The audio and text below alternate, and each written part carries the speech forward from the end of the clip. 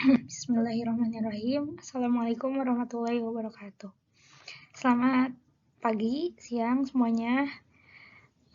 Oke, di sini akan belajar mengenai akuntansi dasar ya. Perkenalkan dulu ya, nama Ibu Tita Siti Fatimah. Bisa dipanggil Ibu Tita aja. Ibu dari perkenalannya, Ibu dari dulunya jurusan sarjana akuntansi syariah lebih tepatnya. Kemudian mengambil juga ekonomi syariah S2-nya. Di pembelajaran kali ini akan mengenai materi dasar awal ya, itu mengenai akuntansi dasar. Langsung aja. Nah, akuntansi ini juga bisa disebut dengan the language of business atau tahu ya, ini artinya dari bahasa sebuah bisnis. Kenapa sih sebagai akuntansi itu bahasa sebuah bisnis? Dilihat di pengertian akuntansinya, yaitu suatu proses mencatat, mengklasifikasi, meringkas, mengolah, dan menyajikan data transaksi keuangan, yang dimana informasi ini digunakan pihak internal atau bisa disebut juga dengan manajemen dan eksternal atau investor, kreditur, dan pemerintah untuk mengambil suatu keputusan dalam kebijakan. Sehingga disebut sebagai bahasanya bisnis. Kan bahasa itu suatu proses komunikasi ya. Jadi dalam bisnis itu akuntansi ini sangat krusial ya. Jika digunakan dengan baik, penggunaannya dengan baik, maka itu menjadi suatu keputusan untuk mengambil dalam kebijakan-kebijakan penting. Tujuan akuntansi ini yang pertama memberikan informasi keuangan yang relevan dan andal. Kemudian yang kedua menilai kinerja perusahaan. Yang ketiga menjadi dasar pengambilan keputusan ekonomi. Yang keempat memenuhi kewajiban hukum dan perpajakan. Kemudian ada akun dalam pencatatan akuntansi. Akun-akun ini ada dua. Yang pertama disebut akun permanen. Yang kedua ada akun sementara. Akun permanen ini yang pertama ada aktiva atau aset, itu segala kekayaan yang dimiliki perusahaan, kemudian liabilitas atau kewajiban atau utang, dan ekuitas atau modal atau hak pemilik atas kekayaan perusahaan setelah dikurangi utang. Kemudian ada akun sementara, yaitu pendapatan, dan yang kedua beban. Kenapa disebut akun permanen dan akun sementara? Sesuai namanya ya, itu permanen, yaitu dipakai dalam setiap periode. Akun-akun itu akan berjalan sesuai periodenya ya, sedangkan akun sementara itu akan ditutup, jadi hanya digunakan dalam satu periode akuntansi aja. Misalnya pendapatan di tahun 2020 sebesar 20 juta, maka di akun itu akan ditutup di periode itu, dan untuk 2021-nya maka akan kembali menjadi 0.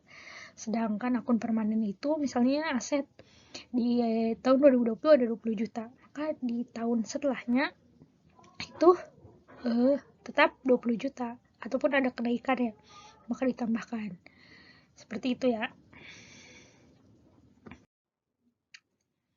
Kemudian ini yang paling pentingnya itu dalam akuntansi itu persamaan dasar akuntansi, yang dimana kedua sisi ini harus seimbang.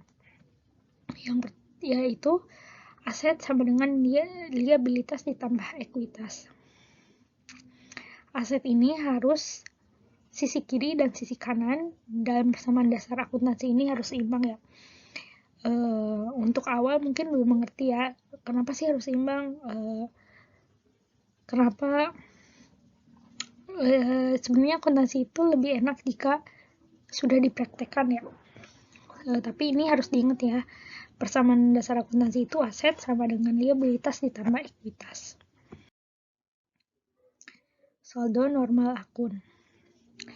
Disebut saldo normal akun ini jika akun-akun ini saldo itu ditambah ya, misalnya aset Jika aset bertambah, maka ditambah dari sebelah debit. Jika berkurang di kredit. Saldo normalnya di debit atau saldo normal itu bisa disebut dengan saldo yang seharusnya ada ya. Kemudian liabilitas jika bertambah di kredit, jika berkurang di debit. Kemudian saldo normalnya di kredit.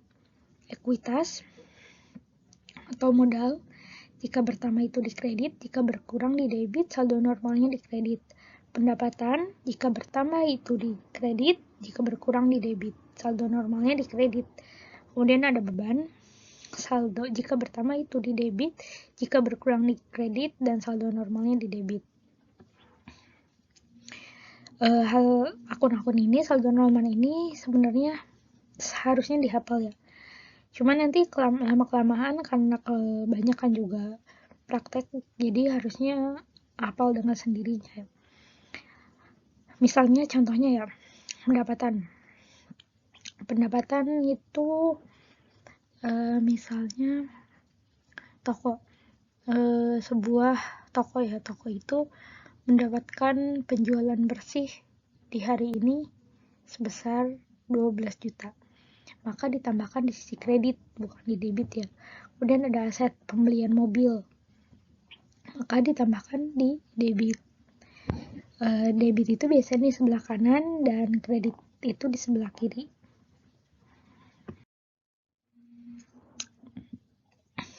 Kemudian ada siklus akuntansi atau alur kerja akuntansi. Yang pertama itu ada bukti transaksi, yaitu nota, kwitansi, dan faktur. Kemudian ada jurnal umum, itu pencatatan akun secara kronologis. Kemudian buku besar, yaitu pengelompokan transaksi berdasarkan akun masing-masing. Kemudian ada neraca saldo, yaitu ringkasan seluruh saldo akhir buku besar untuk memastikan keseimbangan. Kemudian jurnal penyesuaian akun pada akhir periode. Kemudian ada laporan keuangan atau produk akhir dari akuntansi. Ini adalah tahapan-tahapan di dalam akuntansi ya. Yang pertama itu harus ada bukti transaksi, kemudian dimasukkan ke jurnal umum. Setelah dimasukkan ke jurnal umum, maka ada buku besar, yaitu pengelompokan berdasarkan akun-akun. Kemudian ada neraca saldo, yaitu ringkasan seluruh dari buku besar untuk memastikan keseimbangan. Kemudian ada jurnal penyesuaian, yaitu penyesuaian pada akhir periode seperti akun-akun sementara. Kemudian ada laporan akhir, yaitu produk akhir dari akuntansi di setiap periode.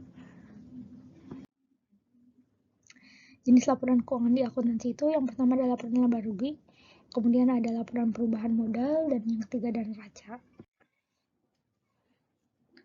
Kesimpulannya untuk materi ini ya, akuntansi yang rapi adalah kunci transparansi dari pertumbuhan bisnis. Sistem pencatatan berpasangan, yaitu double entry system, memastikan harus balance dan setiap angka harus memiliki pertanggungjawabannya.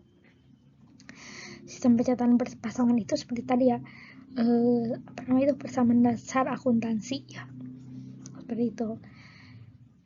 Akuntansi yang rapi itu kunci transparansi dan pertumbuhan bisnis. Mungkin terima kasih, itu aja untuk materi hari ini. Jika ada yang ingin ditanyakan atau untuk menambahkan, mungkin barangkali dari rekan-rekan semua dipersilahkan.